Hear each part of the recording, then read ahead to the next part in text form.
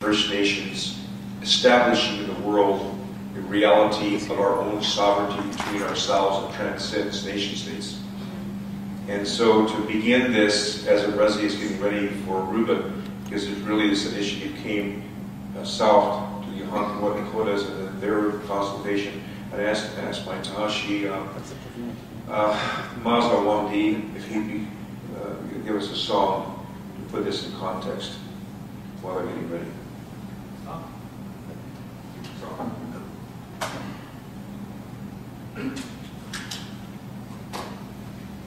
Song,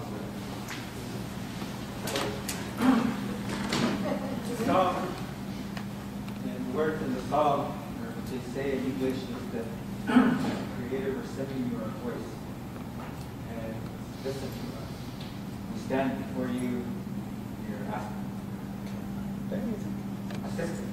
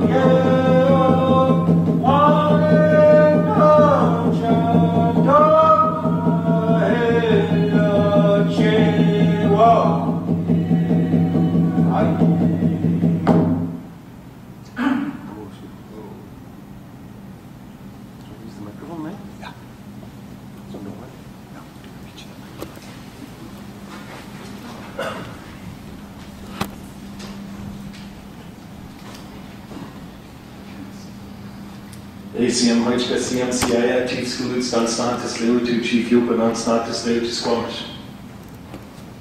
I said, good morning. Now I acknowledge the oneness of the spirit of that we all belong to, and I acknowledge my ancestor who carried my name, which was 200 years ago was my last ancestor. His name was Skulutz. And I acknowledge the land that we're on and the ancestors up here, and thank you all for being part of the oneness we belong to. So my son says, why do you have a mean mug? So I'm going to punch those tankers. That's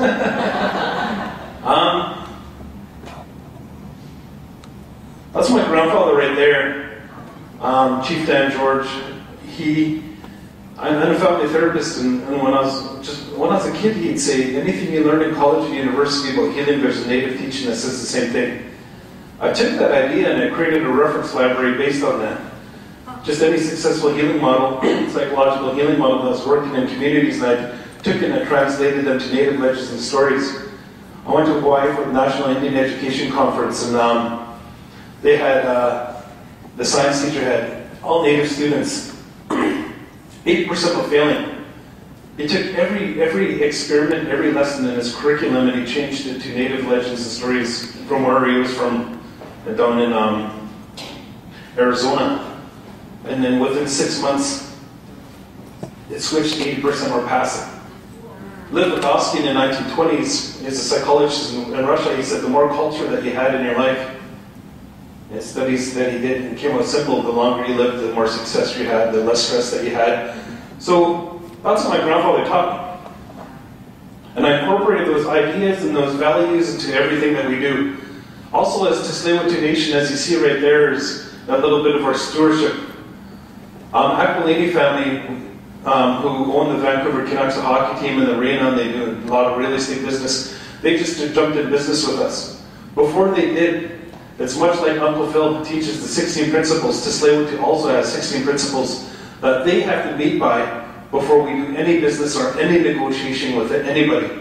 So we're still following our teachings of our ancestors. That's our traditional territory right there. You can see right here, this little spot right here is Vancouver, but that's where at one time 15,000 of Tsleil-Waututh people roamed. Over 500 years, our population was wiped down to 13 Tsleil-Waututh. Our nation of people in North America here were still dying off until 1942. The highest estimation I heard of Indians living here was 120 million.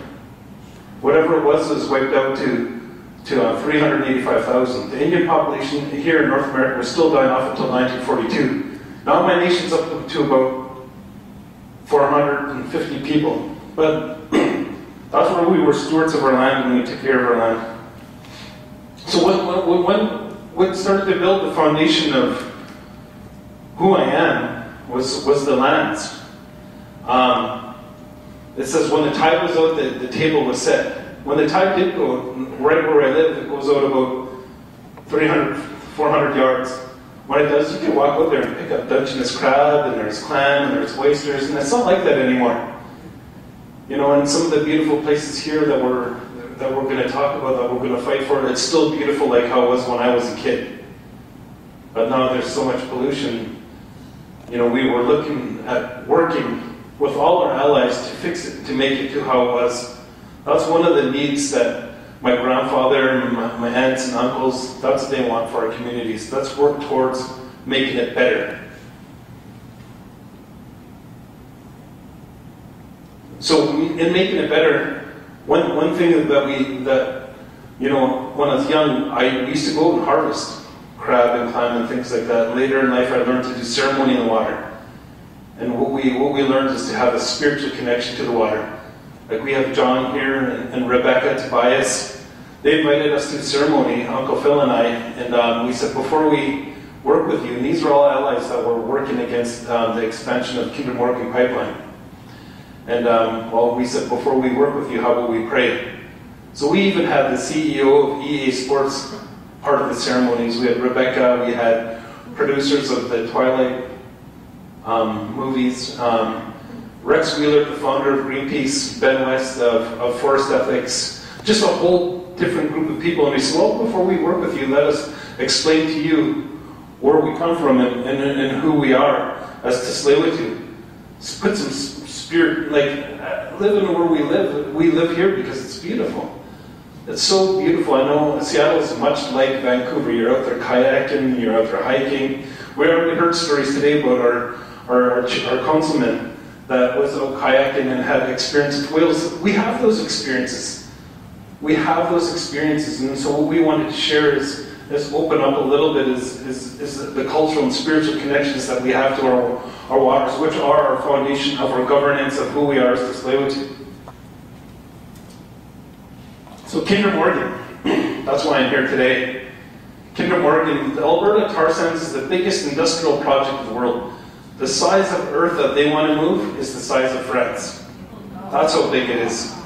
The Alberta tar sands, if you live within 100 kilometers of the Alberta tar sands, you can't drink the water. My friend who did presentations like this, the doctor told her, he said, if you can't bath your children for more than 3 minutes at a time. She said, why? Because they'll get sick and they'll get cancer. And those people there are dying. They're literally dying. One thing that I'm happy to be raised with is right now I don't eat pork or beef. I try not to. But is wild game. So we hunt. My family still hunt in a traditional way. And they're in their territory as well. But they can't hunt, they can't eat their wild game anymore because they have cancerous cysticides all over their body. The salmon, how important it is, and you know these discussions that you have in the territory about the farm fish and all this crazy stuff that's going on. We have a sacred connection also to that. I don't know if any of you experienced the Tilialip salmon ceremony where they give the first salmon back. Beautiful ceremony, invite the community. There's like sometimes 5,000 people come out to that. And but it's a whole ceremony, and it's who we are. We have a sacred connection to salmon like we all do. And it was devastating when I seen a video of a doctor saying you cannot eat your salmon. And he showed us them in a golf ball sized cancer cyst on it and said, if you eat this, you will get sick. And they are dying. Our relations there are dying. So we had a referendum in Toledo where I had our community members come out. Kinder Morgan's offered millions and millions and millions of dollars to First Nations along the pipeline to allow that to go through the territory. I grew up in poverty, so I know what that like, and you tell me $20 million would really help my community. $20 million would really help the communities up along the pipeline. But 160 First Nation tribes have said no. Because you can't, like me, what I've shown the pictures of the sacredness of the land that we're connected to, that we will say no. That there's no price that you can put on the sacred. There's no price that you can put on the sacred. So that's what we're saying. 160 nations have said no. So when we did a referendum in my community and they said, told them the stories like I'm telling you now about the sicknesses and relations that aren't doing well, our elder stood up and said, that's reason enough for us to say no. We're not going to negotiate anything with those Kinder Morgan people. It's reason enough for us to say no when our relations are dying. So this is who Kinder Morgan is. 2005, much like Washington State, and somebody can correct me if I'm wrong, but the pipeline splits from Alberta and it comes into Sumas and down towards Cherry Point. But that right there, what you get is only for Washington State. You're not a port for the world like Vancouver is. Vancouver, since 2005, before that, the pipeline has been there for 50 years, and that was just for BC citizens. That's what it was for. But now, they've been sneakily adding more and more and proposing more. It's not 280 tankers that they're proposing now, it's 400 tankers a year. That's what they're proposing now. And what they have to do that is they have to dredge up the bottom of the inlet to get at that. And this right here, so it works out.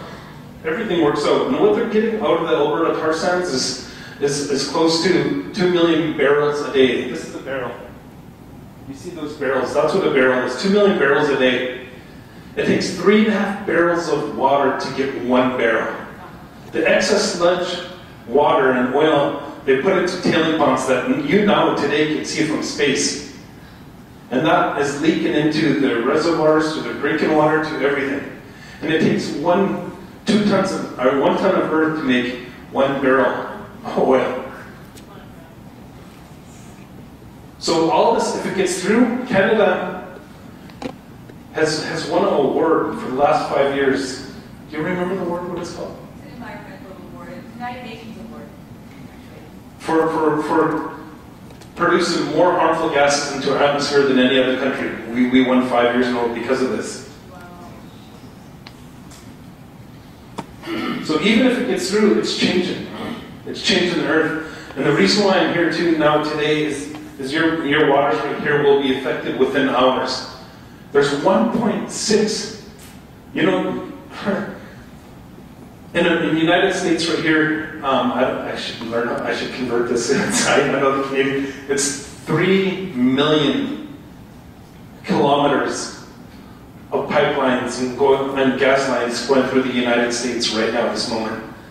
In North America, there's 1.6 spills of that oil and gas a day. 1,800 spills in the last 10 years or something like that.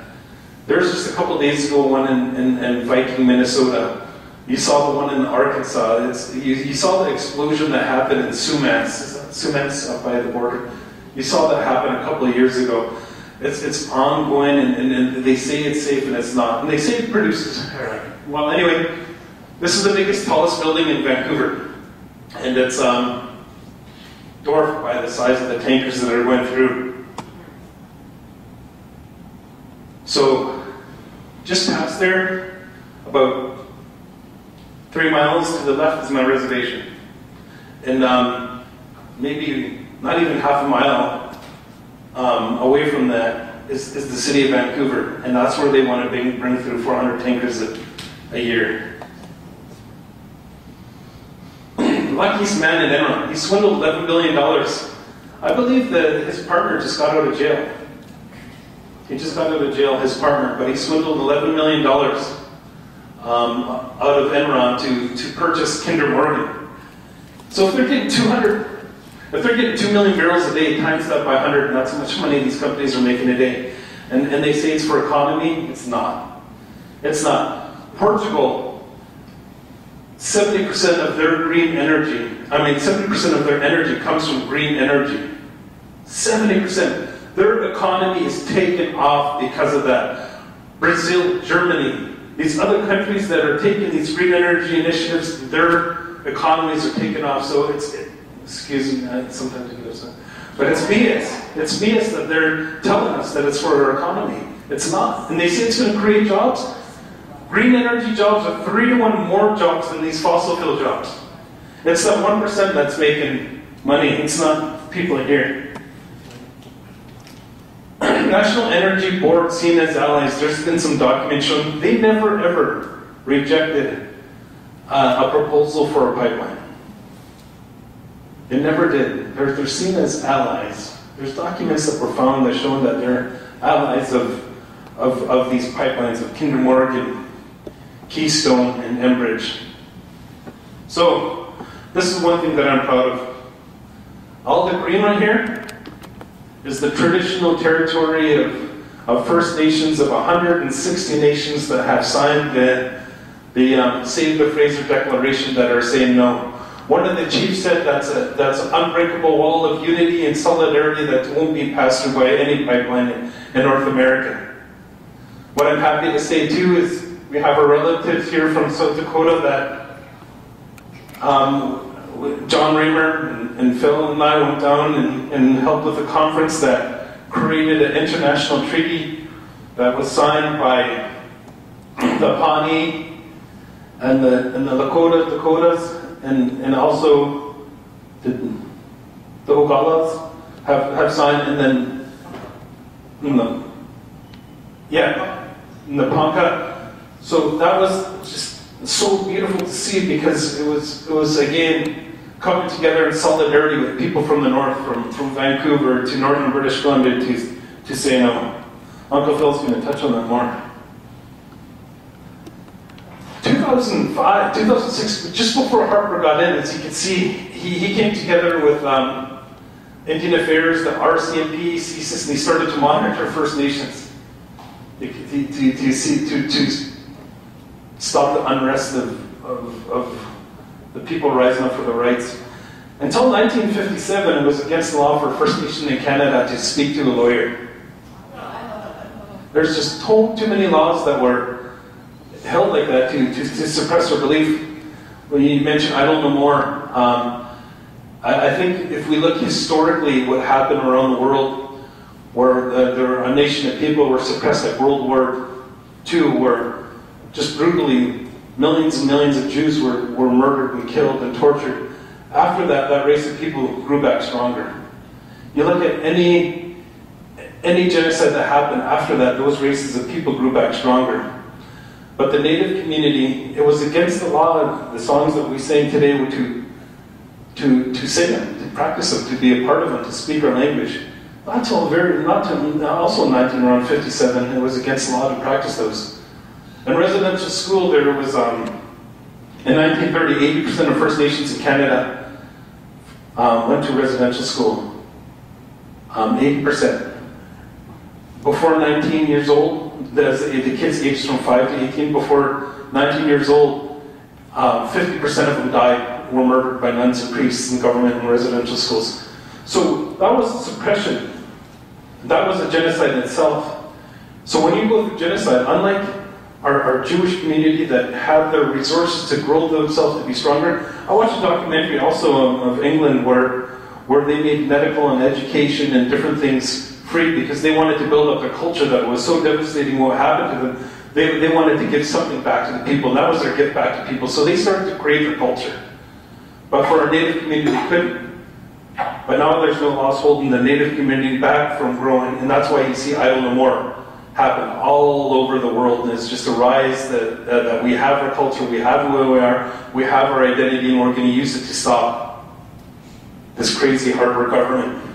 Uncle Phil says, I'd like to thank Harper for united, unprecedentedly, the First Nations right across Canada.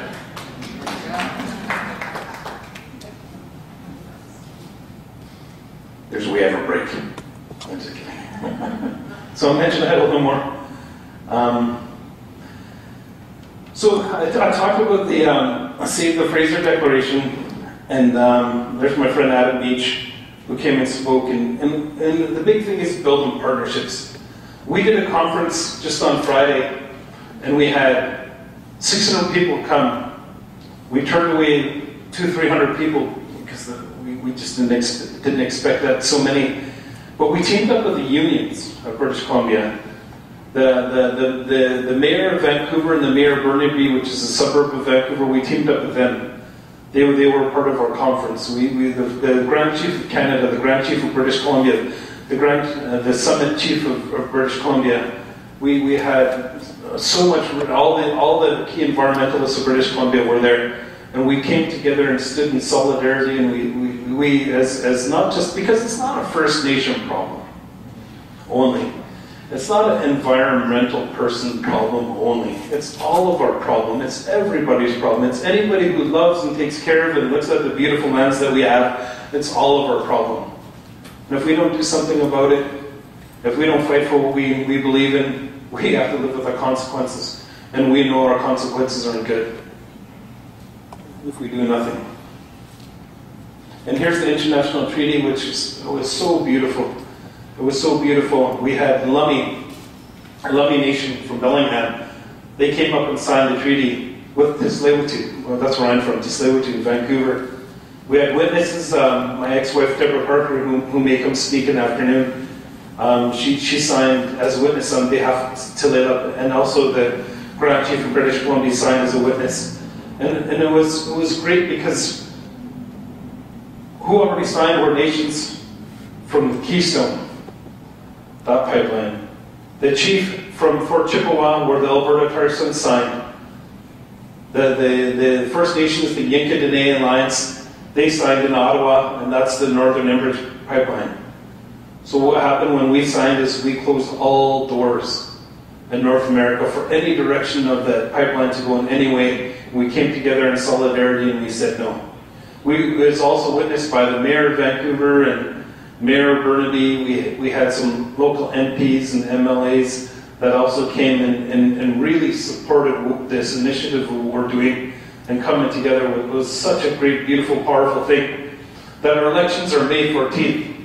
The New Democrat Party leader came out the day after our conference, and they also publicly opposed the development of any pipeline in British Columbia, which is beautiful.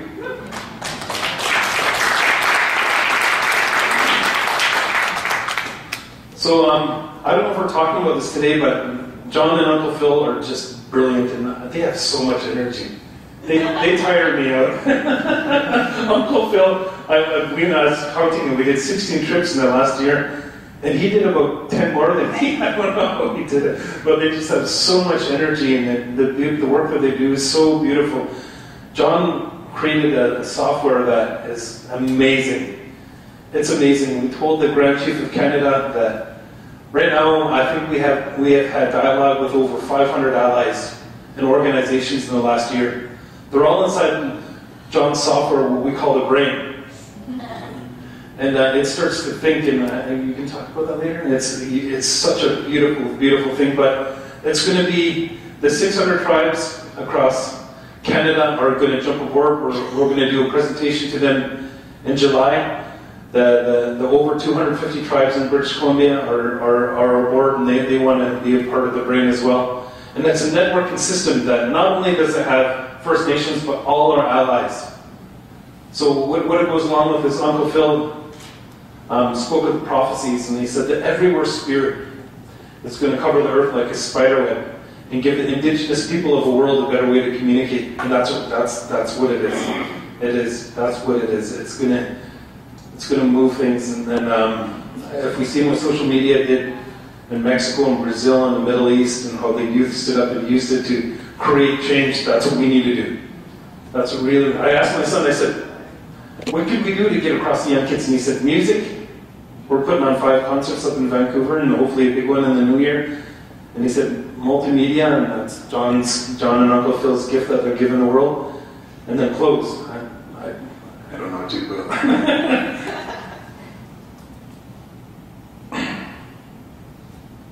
So that's just a little bit more on that's the a motion that was passed by all the chiefs of Canada, over the 600 tribes across Canada. So that's again a little bit of our partnerships. The mayors also, the union, BC Union of Mayors, they also signed a motion to oppose any development in British Columbia.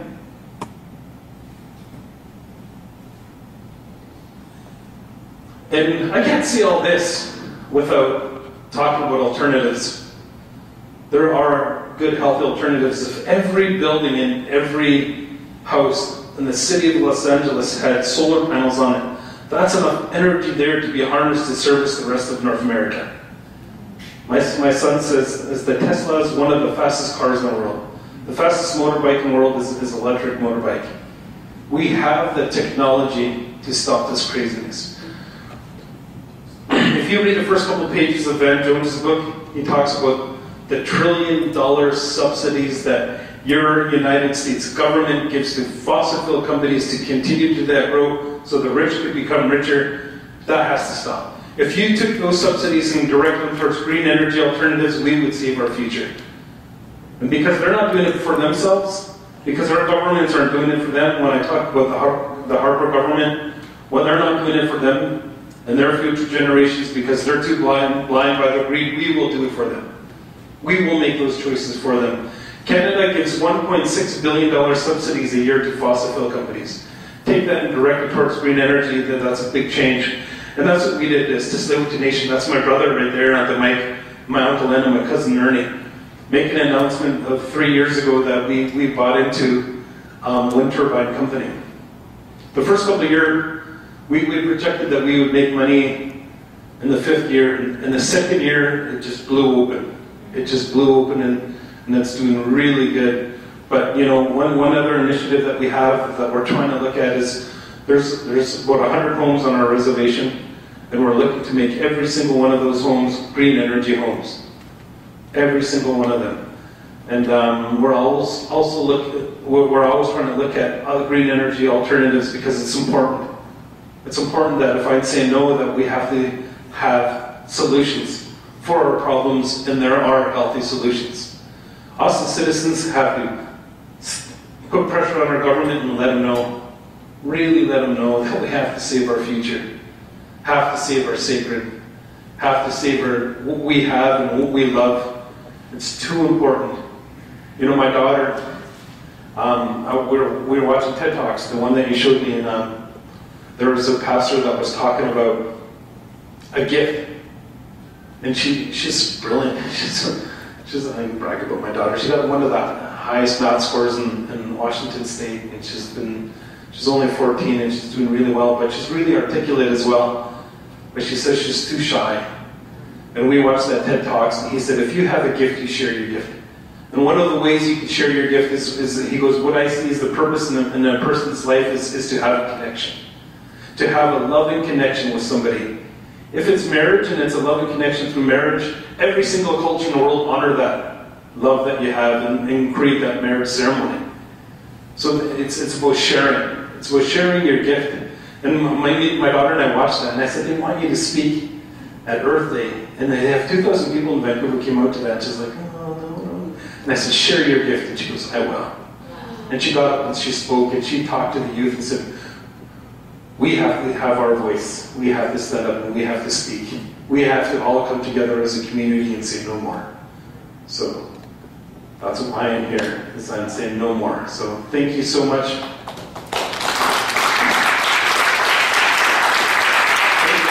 Thank you so much for being here and contributing and helping. And what I wish for and what I hope for is each and every one of us will be a pebble that's mighty, mighty pebble thrown into the pond.